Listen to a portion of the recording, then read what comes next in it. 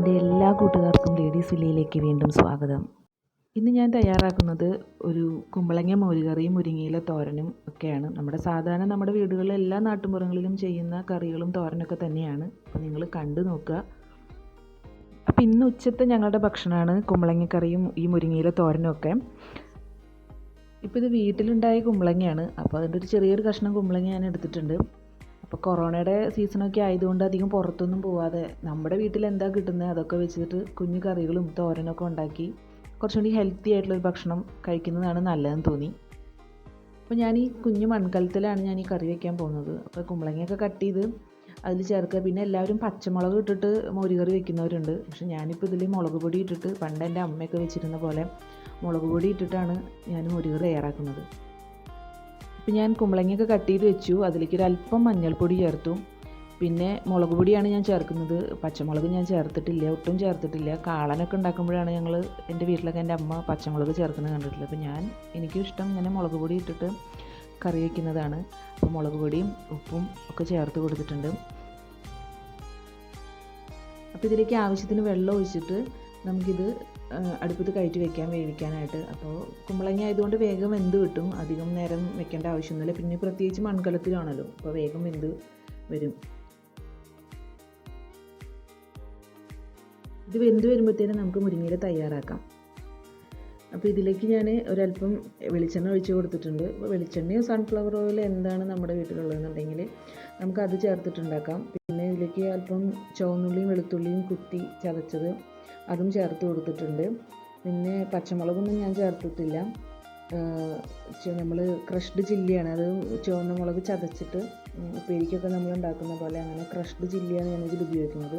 അപ്പോൾ ആദ്യം നമുക്ക് ഈ ഉള്ളി ഒന്ന് നന്നായിട്ട് മൂപ്പിച്ച് വഴറ്റിയെടുക്കാം. അപ്പോൾ ഞാൻ ഇതിലേക്ക് മുളകും ഇട്ട് കൊടുത്തിട്ടുണ്ട്. അത് ചുവന്ന നീളമുളക് കുത്തി ചതച്ചതാണ്, അത് ഇട്ട് കൊടുത്തിട്ടുണ്ട്. നന്നായിട്ടൊന്ന് മൂപ്പിച്ചെടുക്കാം. എന്നിട്ട് അതിലേക്ക് ഞാനൊരല്പം തേങ്ങ ഇട്ട് കൊടുത്തിട്ടുണ്ട്, തേങ്ങ ചിരുകിയത്. അതൊന്നും നന്നായിട്ടൊന്ന് വാടി വരുമ്പോൾ ഒരു പ്രത്യേക സ്മെല്ലാണ്. മുരിങ്ങയുടെ ഇലയും ചീരയുടെ ഇലയൊക്കെ നമ്മൾ തോരൻ വയ്ക്കുമ്പോൾ കുറച്ച് നാളികേരം ചിരുകി ചേർക്കുന്നത് ഒരു പ്രത്യേക ടേസ്റ്റ് അല്ലേ. അപ്പോൾ അത് ഏകദേശം ആയിട്ടുണ്ട്. ഇനി നമുക്കിതിലേക്ക് മുരിങ്ങയില ചേർക്കാം. അപ്പോൾ മുരിങ്ങയില മുഴുവനായിട്ടും ഇടുന്നതിനേക്കാൾ നല്ലത് കുറേശ്ശെ ചേർത്തിട്ട് അതൊന്ന് വാടി വരുമ്പോൾ അടുത്ത് ട്രിപ്പ് ഇടുന്നതായിരിക്കും നല്ലതെന്ന് എനിക്ക് തോന്നുന്നു. കാരണം എല്ലാം കൂടിയാകുമ്പോൾ നമുക്ക് ഈ പാനിൽ കൊള്ളില്ല. അപ്പോൾ ഞാൻ കുറേശ്ശെ ജസ്റ്റ് ഒന്നിങ്ങനെ ഇളക്കി കൊടുത്തിട്ട് മുരിങ്ങയിലൊക്കെ ഒന്ന് ഒതുങ്ങി കഴിഞ്ഞാൽ അടുത്തതും കൂടെ ഇട്ടിട്ട് മൊത്തമായിട്ടൊന്ന് ഇളക്കി എടുക്കുകയാണ് ചെയ്യുന്നത്. അപ്പോൾ മുരിങ്ങയുടെ ഇല വെച്ചത് നമ്മൾ ഇടയ്ക്കൊക്കെ ഒന്ന് എടുത്ത് ഇളക്കി കൊടുത്തുകൊണ്ടിരിക്കണം, അല്ലെങ്കിൽ അടി പിടിക്കും ചിലപ്പം വെള്ളമൊന്നും ചേർക്കാത്തതുകൊണ്ട്. അപ്പോൾ ഏകദേശം നല്ല രീതിയിൽ വാടിയിട്ടുണ്ട്, വെന്തിട്ടില്ല. അപ്പോൾ അതിലിങ്ങനെ കുഞ്ഞു കട്ടകളൊക്കെ എല്ലാം ഇങ്ങനെ കട്ടയിൽ കിടക്കുന്നതൊക്കെ നന്നായിട്ടൊന്ന് ഇളക്കി കൊടുക്കണം. ഇനി ഇതിലേക്ക് ഒരു അല്പം ഉപ്പും കൂടെ ചേർത്ത് നന്നായിട്ടൊന്ന് ഇളക്കി യോജിപ്പിച്ചിട്ട് നമുക്ക് കുറച്ച് നേരം കൂടെ ഒന്ന് അടച്ചു വെച്ചിട്ട് വേവിക്കണം. ഇപ്പം ഞാൻ കല്ലുപ്പ് പൊടിയുപ്പാക്കിയതാണ് ഉപയോഗിക്കാറ്. നമ്മുടെ കുമ്പളങ്ങയും ഏകദേശം വെന്തിട്ടുണ്ട്. ഇനിയിപ്പോൾ ഇതിലേക്ക് ഒരല്പം തൈരും കൂടെ ഒഴിച്ച്, കുറച്ച് പുളിയുള്ള തൈര് വേണം ഒഴിക്കാൻ. അധികം പുളിയില്ലാത്ത തൈരിനേക്കാൾ നല്ലത് കുറച്ച് പുളിയുള്ള തൈരാണ്, അത് ഒഴിച്ച് കൊടുക്കണം.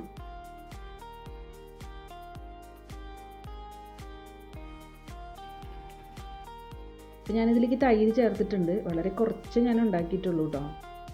ഇനി അതിലേക്ക് അരപ്പിന് വേണ്ടിയിട്ട് ഒരല്പം നാളികേരവും നല്ല ജീരകവും കുരുമുളകും കൂടി ചേർത്തിട്ടാണ് ഞാൻ അരച്ചെടുക്കുന്നത്. ഇപ്പോൾ ഞാനതിൻ്റെ അരപ്പും അതിലേക്ക് അരച്ച് ചേർത്തിട്ടുണ്ട്. ഇപ്പോൾ അത് എനിക്ക് അരച്ച് എടുക്കുന്നതൊന്നും കാണിക്കാൻ പറ്റിയില്ല. അപ്പം ഇനിയിപ്പോൾ ഇതൊന്ന് തിളച്ച് വരണം. ഭയങ്കരമായിട്ട് ഓവറായിട്ട് തിളയ്ക്കൊന്നും വേണ്ട, കാരണം ചെറുതായിട്ടൊരു തിള വന്നാൽ മതി. ഇപ്പോൾ ഇത് ചെറുതായി തിള വന്നിട്ടുണ്ട്. ഇനിയിപ്പോൾ ഇത് ഇറക്കി വെച്ചിട്ട് കടുക് താളിക്കുക, അത്രയേ ഉള്ളൂ. ചീനച്ചട്ടി വെച്ച് ചൂടാകുമ്പോൾ നമുക്കൊരല്പം വെളിച്ചെണ്ണ ഒഴിച്ച് കൊടുക്കാം. ഇതിലേക്ക് കടുകും കറിവേപ്പിലയും വറ്റൽമുളകും ഒക്കെ ചേർത്തിട്ട് താളിച്ചെടുക്കുന്നത് നല്ല ടേസ്റ്റാണ്. അതിന് വറ്റൽമുളക് ഒരു പ്രത്യേക ടേസ്റ്റാണ് എൻ്റെ അടുത്ത്, പക്ഷേ വറ്റൽമുളക് ഇല്ല, കഴിഞ്ഞിരിക്കുകയാണ്. അപ്പോൾ അതുകൊണ്ട് ഞാനിപ്പോൾ കടുകും കറിവേപ്പിലും ഇട്ടിട്ട് പൊട്ടിച്ചെടുക്കുകയാണ്. പിന്നെ അതിൻ്റെ കൂടെ ഒരു 1/2 ടീസ്പൂണോളം ഉലുവ കൂടി ചേർത്ത് കഴിഞ്ഞാൽ നല്ല മണമായിരിക്കും. മോരുകറിയും കാളനൊക്കെ ഉണ്ടാക്കുമ്പോൾ നമ്മൾ ഉലുവ പൊട്ടിച്ച് ചേർക്കുന്നത് നല്ല മണമാണ്, നല്ല ടേസ്റ്റുമാണ്. ഞാൻ കടുക് താളിച്ചു. ഇപ്പം തന്നെ കൈയോടെ ഇളക്കൊന്നും ചെയ്യില്ല, അങ്ങനെ തന്നെ ഞാൻ അടച്ചു വയ്ക്കുകയാണ് ചെയ്യുക. പെട്ടെന്ന് നമ്മൾ ഇളക്കി ചേർത്ത് കഴിഞ്ഞാൽ അതിൻ്റെ ഒരു സ്മെല്ല് പോകുന്നതാണ് എൻ്റെ അമ്മയൊക്കെ പറഞ്ഞു കേട്ടിട്ടുള്ളത്. അപ്പോൾ വേഗം ഞാൻ അടച്ചു വയ്ക്കുകയാണ്. ഇപ്പോൾ മുരിങ്ങയിലയും ഏകദേശം നല്ല രീതിയിൽ വെന്തിട്ടുണ്ട്. ഇപ്പോൾ ഇലകളൊന്നും കട്ട പിടിച്ചിട്ടൊന്നുമില്ല, എല്ലാം ഓരോ ഇലയും ഉതിർന്ന് തന്നെ കിടക്കുന്നത്. നല്ല മണം വരുന്നുണ്ട്. ഈ ചുവന്നുള്ളി വെളുത്തുള്ളിയും കുത്തുമുളകിലൊക്കെ വെളിച്ചെണ്ണയിലൊക്കെ മുരിങ്ങയുടെ ഇല മൂപ്പിച്ചെടുക്കുമ്പോൾ ഒരു മണമുണ്ടല്ലോ, നല്ല സ്മെല്ലുണ്ട്. അപ്പോൾ നമുക്കിത് അടച്ചു വയ്ക്കാം.